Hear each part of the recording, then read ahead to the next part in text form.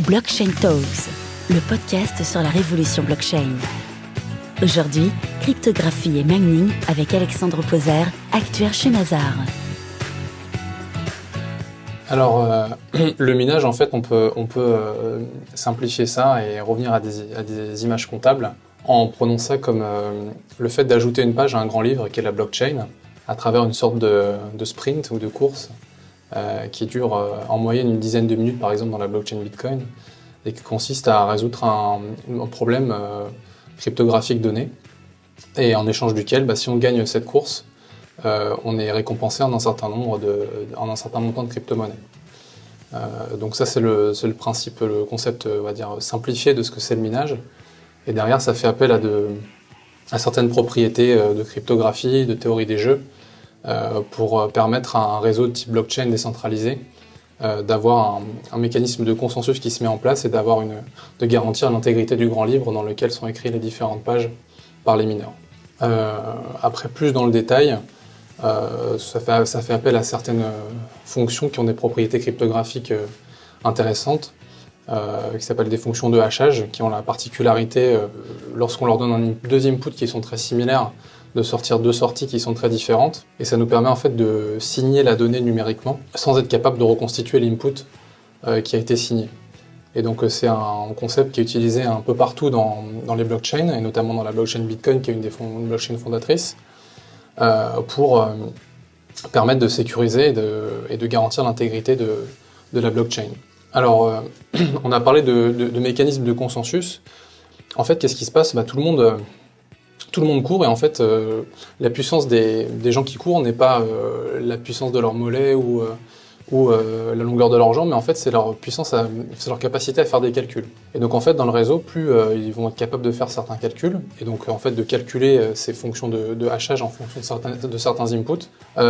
plus ils vont avoir de probabilité de gagner la course, et donc de valider un bloc et d'avoir le gain en conséquence, un certain gain en conséquence. Donc en fait, le fait d'être tous sur la ligne de départ fait qu'on n'a pas la même ligne de départ en fonction de l'endroit du réseau dans lequel on est. Et donc du coup, pour avoir une chance de gagner, je vais prendre en fait, il peut y avoir plusieurs états de la blockchain qui existent, et je vais prendre en fait la blockchain la plus longue pour être sûr pour avoir plus de chances de gagner la course. Et donc en fait, en conservant les blockchains les plus longues dans chaque nœud du réseau et en essayant de miner à partir de ces blockchains, on arrive à un mécanisme de consensus qui permet de sécuriser la blockchain et d'être sûr que la blockchain la plus longue, avec une forte probabilité, est une blockchain qui n'est pas falsifiée et qui est intègre. Néanmoins, si on a un Usain Bolt parmi les membres du réseau, quelqu'un qui court très très vite, qui fait des calculs beaucoup plus vite que la plupart des gens du réseau, on va dire qui a une puissance de calcul de plus de 51% que celle du réseau, par rapport à celle du réseau, eh bien il sera capable, lui, en fait, à chaque fois, d'écrire des blocs plus vite que les autres, de faire des pas plus rapides les uns que les autres, et donc de construire une blockchain plus longue, et donc de potentiellement construire une blockchain dans laquelle il a intégré des informations falsifiées, et de la faire accepter par le plus grand nombre. Donc c'est ça les limites de ce mécanisme de consensus, mais sachant qu'évidemment le principe fondateur de Bitcoin et des blockchains, c'est d'être un système décentralisé, donc que personne ne puisse détenir plus de 51% de la puissance de calcul du réseau. Et donc c'est ça qu'a montré Satoshi Nakamoto dans son article fondateur, qui est extrêmement intéressant comme concept, qui s'appuie sur la théorie des jeux. Et donc, qu'est-ce que le mining dans tout ça ? En fait, si on prend le protocole Bitcoin, en fait, on va prendre toute la donnée des transactions qui sont inscrites dans un bloc, donc qui représente une page du livre, et en fait, on va la passer dans une fonction de hachage, avec une toute petite partie aléatoire que va faire varier le mineur, qui s'appelle le nonce, et on va regarder l'output une fois que le hash est calculé. Et en fait, si cet output est inférieur à une certaine quantité, on considère que le mineur a gagné en fait le jeu. Et en fait, par analogie, on peut considérer que c'est une sorte de jeu de lancer de dés. Si par exemple on a 3 dés de 6, si je vous demande de faire un nombre inférieur à 18, c'est facile, en fait, tous les nombres vont le faire, puisque que je tire 3-6, je vais avoir moins de 18, je vais avoir 18 ou moins. Si je tire 3-3, je vais avoir 9, etc. Par contre, si je vous dis, faites-moi un lancer qui sera inférieur à 4, et là, il va vous falloir beaucoup plus de lancers pour arriver à faire 4 avec ces 3 dés. Et donc en fait, ça c'est justement on va dire l'essence même de ce qu'essayent de trouver les mineurs, c'est en faisant bouger ce nonce et en le concaténant avec toute la donnée du bloc, de trouver un hash avec la fonction de hachage de Bitcoin qui s'appelle SHA-256, qui respecte, qui est en dessous d'un certain seuil. Et donc en fait, c'est de restreindre l'univers des hashes possibles en sortie pour en trouver un qui appartient à une petite partie de cet univers. Et donc ce problème est extrêmement difficile, ne peut être traité que par ce qu'on appelle brute force, c'est-à-dire en essayant plein de nonces différents. Ce problème aussi a la particularité d'être difficile à résoudre, mais simple à vérifier, puisque une fois qu'on a la page écrite, donc le bloc qui est écrit, en fait, à partir de toutes les données qui sont dans le bloc et du nonce, j'ai juste à appliquer la fonction de hachage et à vérifier qu'il est bien en dessous de ce seuil. Donc c'est un peu comme le sudoku. En fait, le sudoku, on a une feuille qui est pas tout à fait remplie. On la remplit, on met du temps à la remplir, et puis à la fin, on a juste à vérifier que chaque ligne, chaque colonne et chaque case n'a pas de même chiffre. Et donc en fait, le nonce qui va être inscrit dans le bloc et dans la page du livre, in fine, ça sera ce qu'on appelle la proof of work, donc la preuve du travail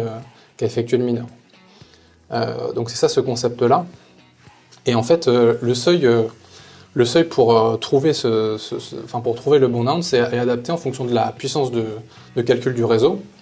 pour pas créer trop de monnaie, parce qu'en fait, ce qu'on a dit au début, c'est que lorsque je trouve un bloc, en fait, je suis récompensé par les frais de transaction que les gens mettent dans les différentes transactions qu'ils font les uns entre les autres,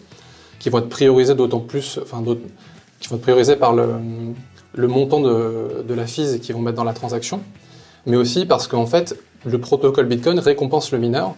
et le mineur, en fait, la première ligne qu'il va écrire dans son bloc, c'est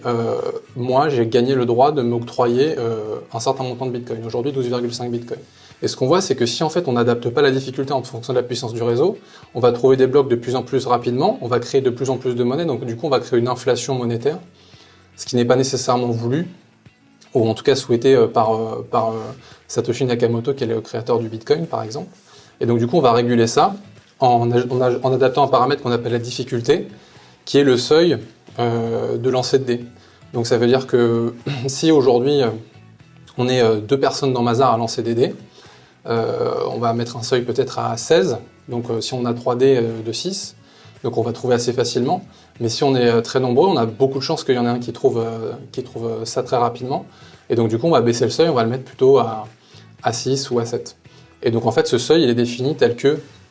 on valide en moyenne un bloc toutes les 10 minutes, pour ne pas créer trop de monnaie. Donc suite à ça, en fait, c'est créer toute une industrie pour être capable de miner de la crypto-monnaie,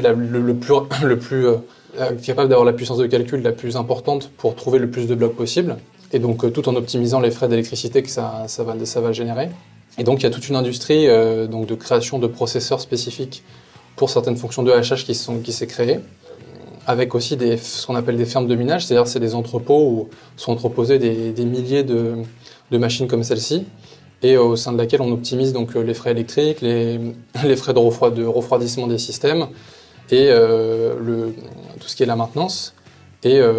ça permet donc aux mineurs en question de générer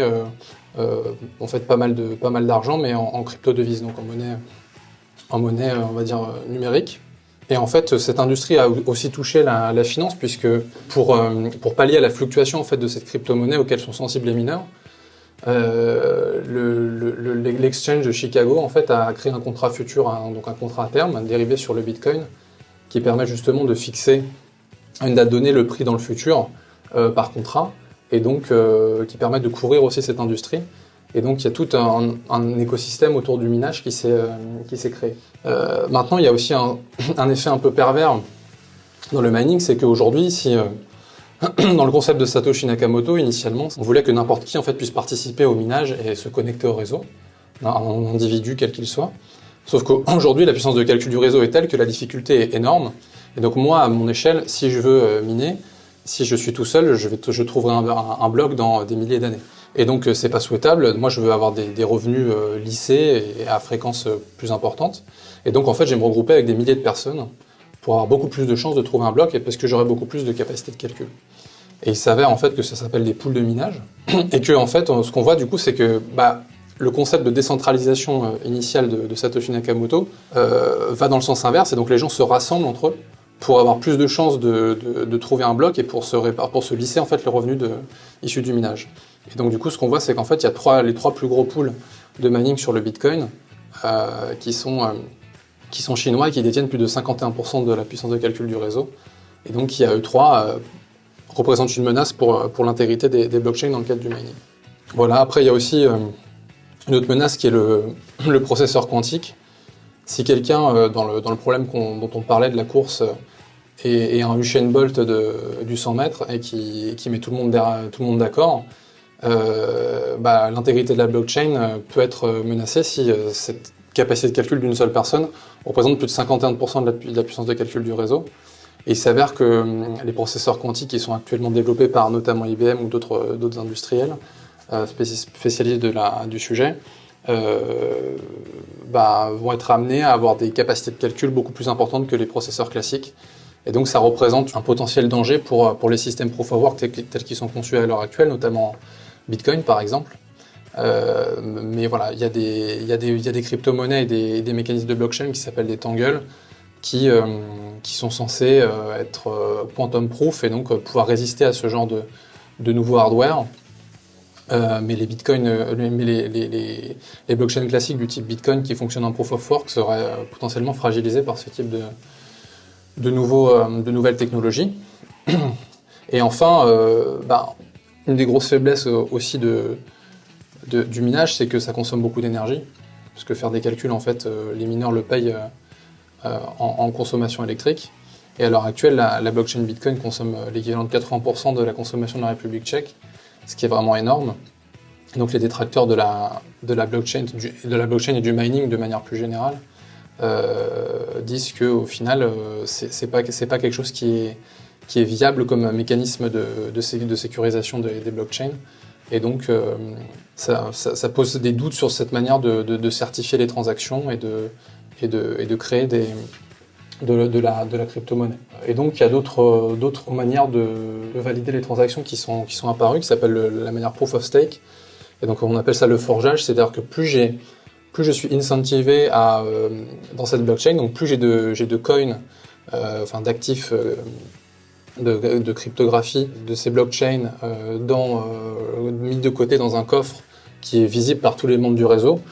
plus j'ai d'enjeux dans cette blockchain et plus j'ai de risques que si la blockchain est hackée, de perdre cette somme. Et donc, moi j'ai plus de chances, si j'ai beaucoup d'argent, d'être un validateur potentiel des transactions. Et ce mécanisme-là a l'avantage d'être beaucoup moins consommateur en énergie et aussi par ailleurs de faire passer beaucoup plus de transactions par seconde, puisque par exemple Bitcoin ou Ethereum sont de l'ordre d'une dizaine de transactions par seconde,